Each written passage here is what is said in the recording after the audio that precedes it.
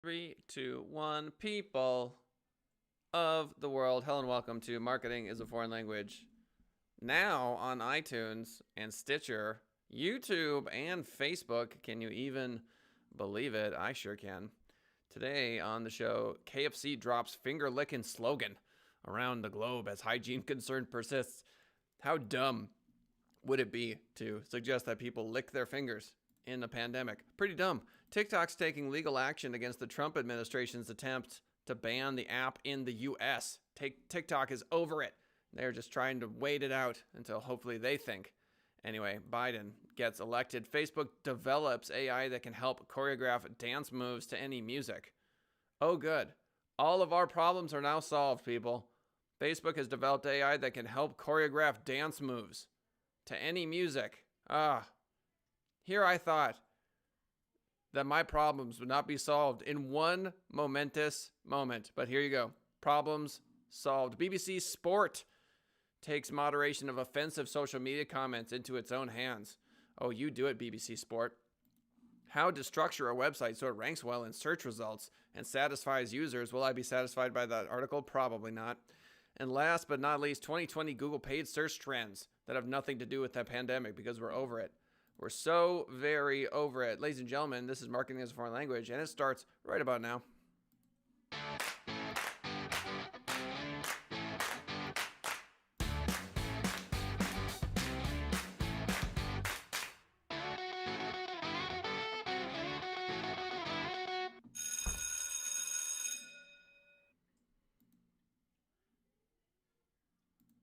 If you're here for the live show, allow.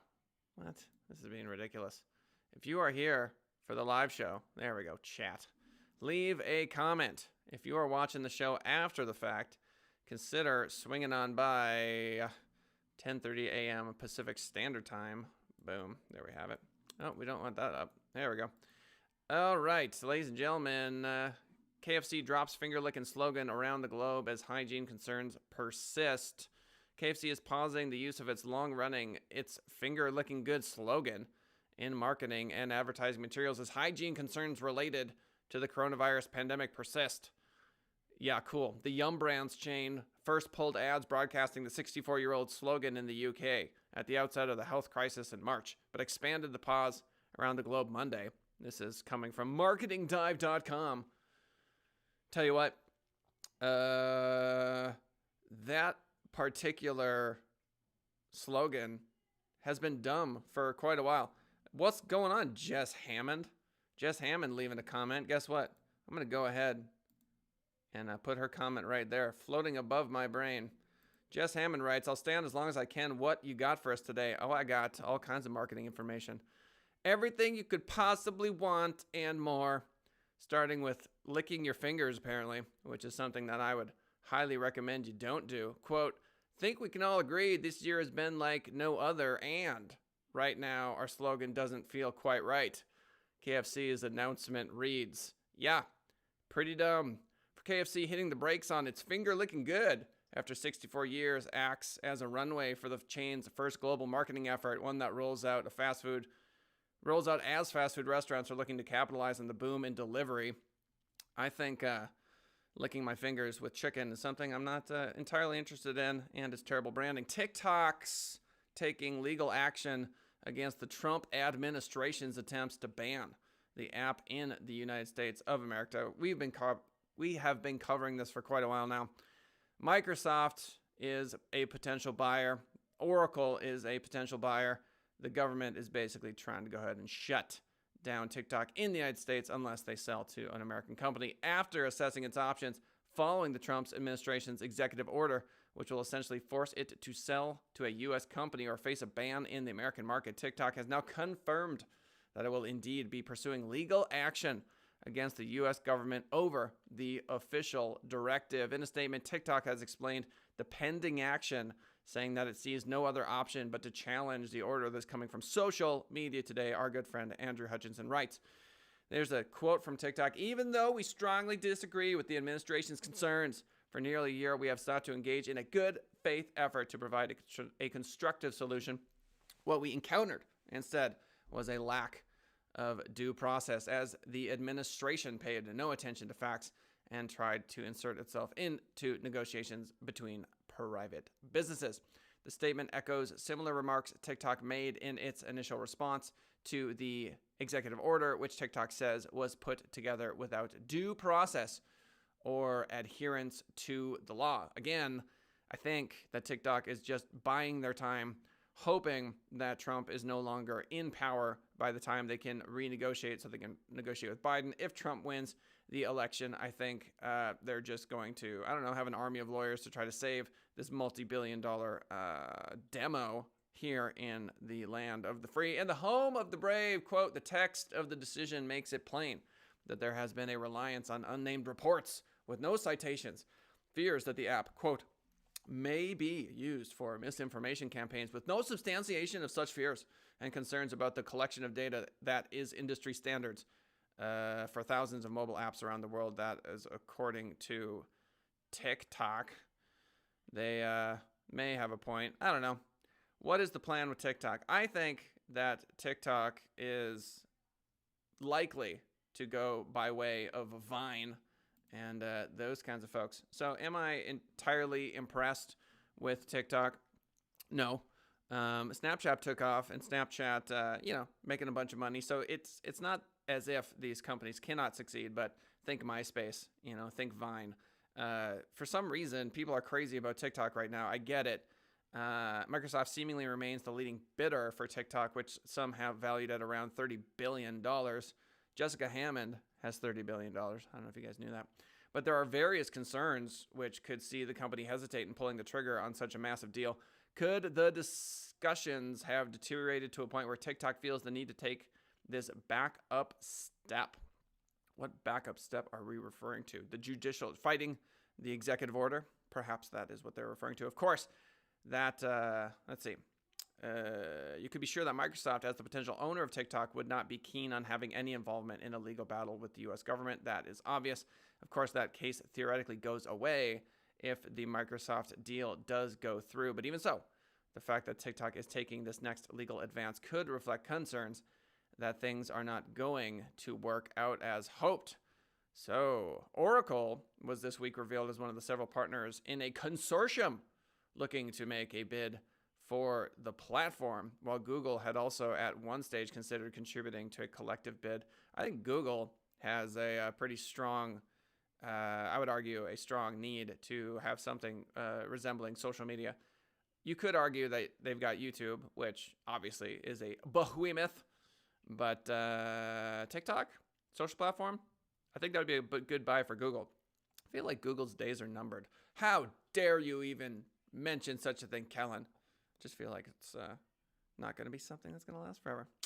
So, either way, according to TikTok general manager Vanessa Pappas, who doesn't love Vanessa Pappas? The app is not going anywhere. Quote, we believe we have multiple paths forward to ensure that we continue to provide this amazing app experience to the millions of Americans who come to rely on it every day. Thank you, Vanessa Pappas. Best last name, greatest last name. Evidently, a legal challenge is another of those paths. Now to see how that plays out, with the app's September 15th deadline inching ever closer. Okay, social media today. What's going to happen with TikTok? I don't know. But if you leave a comment, it'll make me happy. Facebook develops AI that can help choreograph dance moves to any music. Mind blown. Andrew Hutchinson, Social Media Today, writes, could this be another way for Facebook to take on TikTok? Could it be? This week, Facebook has detailed a new AI project it's developed, which is able to outline creative dance moves based on any musical input in order to help dancers and choreographers come up with new routines. Facebook explains the system analyzes a music track from nearly any genre and just moments later cooks up some synchronized moves. Does anyone want some synchronized moves? The system's code works by detecting quantifiable similarities in a song at two different points in time, then obviously searching for similar mathematical patterns in a giant matrix of dance move sequences. Since the system's only computational constraint is ensuring that its movements synchronize with the music, it is able to generate novel dance routines, which human judges have evaluated as highly creative in comparison to other generated dances. Problem solved. We just solved world peace on Marketing as a Foreign Language today. And it comes in the form of choreographed dance moves via AI. Jess Hammond loves choreographed dance moves via AI.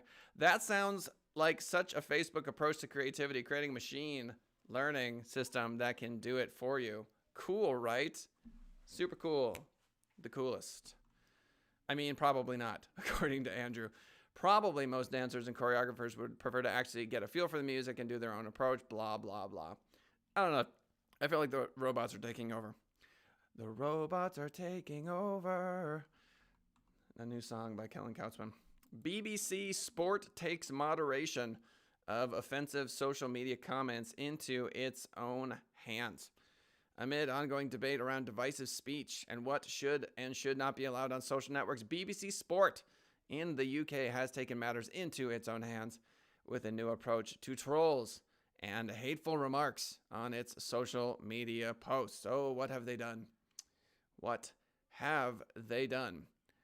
To all BBC Sport social media followers, the BBC exists for all of us, so it should represent all of us. We want our platforms to be a place of discussion and debate free from hate and abuse. So this is our promise. Oh, a promise from BBC. We will block people bringing hate to our comment sections. We will report the most serious cases to the relevant authorities. We will work to make our accounts kind and respectful places. Anonymity on the internet is why everything went downhill. Anonymity on the internet is why the internet is largely a dumpster fire. So BBC Sports now following in, the Facebook, Twitter policing of the internet. And best of luck, BBC. Turns out it's quite difficult to do that. As you can see in the tweet pinned on the various BBC Sport profiles, BBC explains that it will block people bringing hate, etc. We just mentioned that. Of course, that approach is not anything revolutionary. That's what I think. Various businesses would have similar approaches to the same. It's their job to basically do that. I was on Twitch the other day. I mentioned this in a previous episode. I got a bomb threat. Someone threatened to bomb my house, and that's a little odd. I went to report it, and I said, hey, look, maybe don't bomb my house. And they had a specific line item on the reporting for like threats of abuse or threats of violence. So it's not as if these websites aren't very aware of the problem. The problem, obviously, is trying to police this. Very, very difficult to do. But it doesn't mean that they should stop, does it? BBC has taken the measures after it conducted a survey which showed that nearly a third of elite female athletes have been subjected to abuse on social media. At BBC Sport, we felt we couldn't report on this statistic and not take action ourselves, so we have strengthened our stance on tackling hate speech in our social media comments. In addition to taking its own action, BBC Sport has also called on its fans and supporters to also take action against abusive comments. Thank you to everyone who has hit the like button thus far. If anyone leaves a comment, again, warm fuzzy feelings will be had by yours truly. Quote, if you see a reply to BBC Sport posts with an expression of hate on the basis of race, color, gender, nationality, ethnicity, disability, religion, sexuality, sex, age, or class, please flag the URL to the post. So they are fighting it. We get it. They are now in the club of people that are attempting to stop hate speech on the internet. How to structure, this from socialmediatoday.com, Donna Duncan writes, how to structure a website so it ranks well in search results and satisfies users. Years ago, I was called for a job interview at a well-known bank, says Donna. The meeting was to be held on the top floor of one of the tallest buildings in Wilmington, Delaware. My stress level immediately went up without asking. I knew that there was a good chance that I'd be speaking with a corporate executive. How did I know? Because executives typically have their offices on the top floor of a building where the rent is the highest, the views are the best, and they're bound to make an impression. Your website structure, much like a building layout, can be a silent and powerful communication tool. Wow, Donna. Donna is a 10 out of 10 would recommend writer. When your site is thoughtfully and purposefully structured, it quickly and quietly communicates your site's most valued and important content to search engines, prospects, and customers. orients visitors quickly and eases site navigation, provides a robust and meaningful framework for assessing your site's health and performance. It's basically a 6,000 square foot penthouse on the top floor of a giant Manhattan-based office building. These are the underpinnings of website success. In this post, we'll look at how to structure a small business website so that it ranks well in search results, satisfies users, and is easier, cheaper, and to manage and maintain. Oh me, oh my. What is site structure? Something we're not going to read about. How is site structure implemented? Directories and folders. Group content into meaningful collections. Groupings determine how different pieces relate to one another and which ones are most important. On a website, directories and folders appear as breadcrumb and menu options. Basically, here's the deal. You want to have a landing page for everything that's relevant on your website, and you want to make sure it easily links to other landing pages and to the homepage. Categories and tags are another way of grouping content. Blog content into contextual, easy to locate and access folders. Links, boring, boring, boring. Why is site structure important? Site structure is important because it gives you a way to signal your priorities and relevance to search engines, ease visitor orientation and navigation, and access your website's overall health and performance. Okay. So, signal your priorities. Search engines only rank content they know about. Duh. In order for your site's content to appear in search results, it first has to be included in Google's index. Oh my God. This is intolerably boring. Google's index is similar to a library's index. Really? The index contains information about all the... Ugh, it's killing me. I cannot do it, Donna. I can't. I cannot possibly move forward with this article. You're killing me. Here's the deal. You want to maximize the amount of time people are spending on your website. What's going to cause someone to spend time on your website? Well, video is going to cause that. Having ways for them to pay online is going to cause that. Giving them an opportunity to download a coupon on your website might cause that. Having a show that they go to your website to watch might cause that. Having informational YouTube videos might cause them to come to your website. You want people to go to your website and come back to your website and spend time on your website. And for most websites, that's simply not even, it's like an afterthought. People are like, oh, I really like the pretty homepage, because they're thinking, I want to convert someone. And that's fine. But that's like stage one website. Stage two is they go to the website and there's a reason for them to continue to go back to the website. Now, what social media has done well is provided an atmosphere where, well, just it's your YouTube channel. So they go to your YouTube channel, they subscribe, and they keep going back to the YouTube channel. But who wins in the end? YouTube wins in the end. So you really do want your webpage to be a home for people to be able to continue to go back to. I must admit that senditrising.com is a conversion-based website, but with the show now on iTunes and Spotify, YouTube and Facebook, this very show, this Marketing as a Foreign Language show, well, geez Louise, we might actually have an argument to have people go to the website for premium content, all the content, hashtag winning. So yeah, if you're watching the show, I should mention, by the way, after the fact, not 10:30 a.m., it's live, by the way, then do consider joining us live at the YouTube channel. Hit the subscribe button and skaboosh, you're here with us every single day. 10:30 a.m. Pacific Standard Time, 2020 Google page search trends that have nothing to do with the pandemic. SearchEngineLand.com, an article from Andy Taylor. With close variant taking the place of broad match, limiting keywords isn't enough for keeping query to keyword matches tight. Don't you hate buzz? I cannot stand how many buzzwords people throw around with internet marketing. This is my major issue with internet marketing. With close variant taking the place of broad match, limiting keywords isn't enough for keeping query to keyword matches tight. What are you Okay.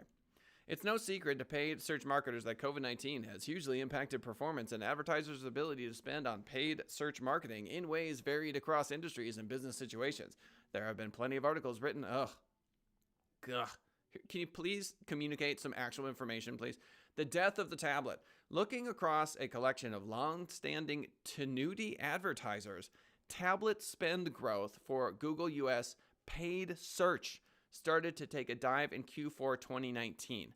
There, some actual information. There has been a decline in tablet spend growth on pay-per-click. Hooray. Going from 5% growth last Q3 to 22% decline in the final quarter of the year. The trend has only gotten more pronounced in 2020, with spend declining at least 45% each of the first 2 quarters of the year. So the death of the tablet apparently is a whole thing. Tablet shipments worldwide by operating system are declining. Why the heck is this? I don't get it. Why? While device trends can certainly be a result of advertisers shifting strategies, the magnitude of the decline makes it clear that this is more than just advertisers pulling back on tablets. Global tablet shipments have declined steadily. I wouldn't have guessed it. With large smartphones, there you go, packing better functionality, steadily eroding the value proposition of tablet devices. Tablets just don't seem to carry the same demand as in the early goings of the device type.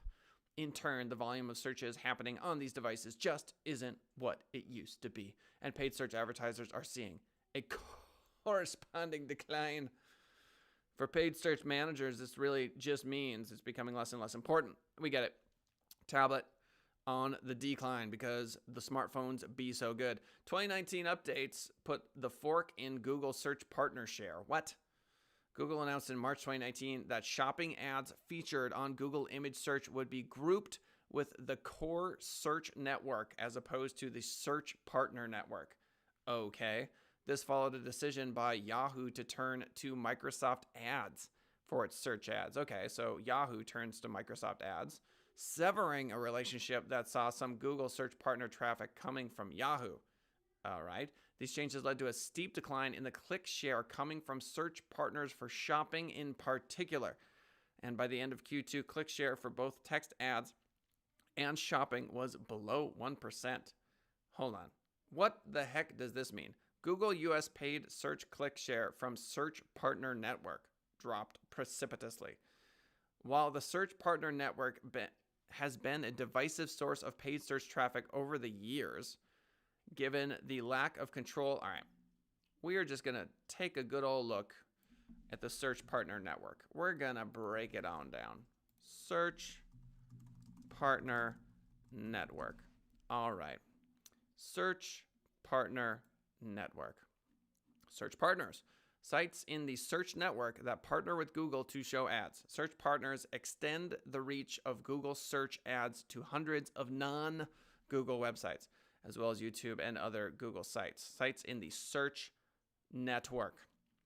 Okay. When you advertise on the search network, your ad can show next to search results on other Google sites like Maps, Shopping, Google Images, and on the websites of Google search partners. The search network is part of the Google network. Okay, what's the difference? The search network is part of the Google network, our name for all the web pages. So you have a search network and you have a Google network. The Google network are all the places where your ads can appear, including Google sites, websites that partner with us, and other placements like mobile phone apps.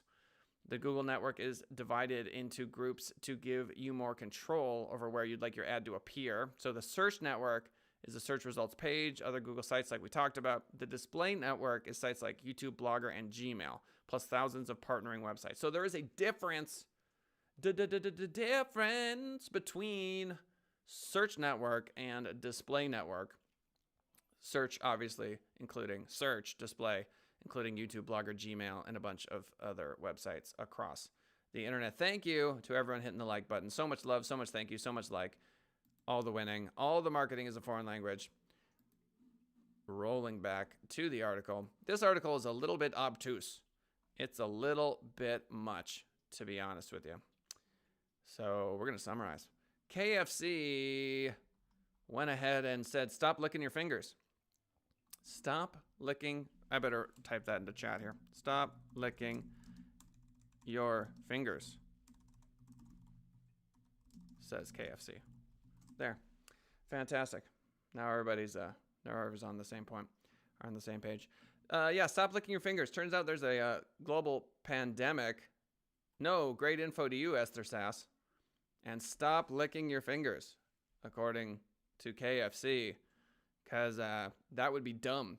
So maybe at some point, people should use their brains and, realize the situation we're in. KFC, good stuff. TikTok's taking legal action. They're over it. TikTok's over it. They're suing. Esther Sass refuses to stop licking her fingers, and now everyone knows that. All of our 9 followers know that, which is super exciting stuff. TikTok's over it. They're not going to be taken down. If anyone wants to choreograph dance moves, Facebook AI, skadoosh, boom, winning. So much choreographing. Now you don't have to choreograph your own dance moves because there's a detailed new AI project from Facebook that'll do it for you, which basically solves all of my problems. And I don't know if it solves your problems. BBC trying to answer my phone call. Could someone grab that phone real quick? That's just Publishers Clearinghouse letting me know I made $1 million. BBC Sports takes moderation of offensive social media comments into its own hands. Yeah, we get it. It's easy to say we're going to stop hate speech on our platform. It is way harder to actually do it. How do you stop an anonymous person from rolling up to your website and saying some garbage? I think the only way you could do it would be by just banning specific word types. And that would be very hard. Facebook obviously trying to solve this problem for many years. How to structure a website so it ranks well? Well, here's the idea. Here's an idea. Get people to your website, get them back to your website, host a show, multiple videos, multiple landing pages. Grind. And last but not least, apparently there's a difference between search network and display network, obviously, and many more difficult to understand. Pay-per-click. Nuances. Block them, says Esther. It's that easy. Just block them. Ladies and gentlemen, this was Tuesday's episode, August 25th. Again, we're now streaming, or we're now available on Spotify, iTunes. You can download the podcast. You can watch my dumb face talk to you. Or, you could go to Facebook or YouTube for either of those options to see my dumb face. Anyway, we're all over the place. Hit the like button. So much love, so much thank you. We'll see you all tomorrow, 10:30 a.m. Pacific Standard Time. If you're watching us after the fact, or if this is a very long ad that you just got done watching on Facebook, we genuinely appreciate it. And live every single day. Same time, same place. And that, ladies and gentlemen, is that. See you later.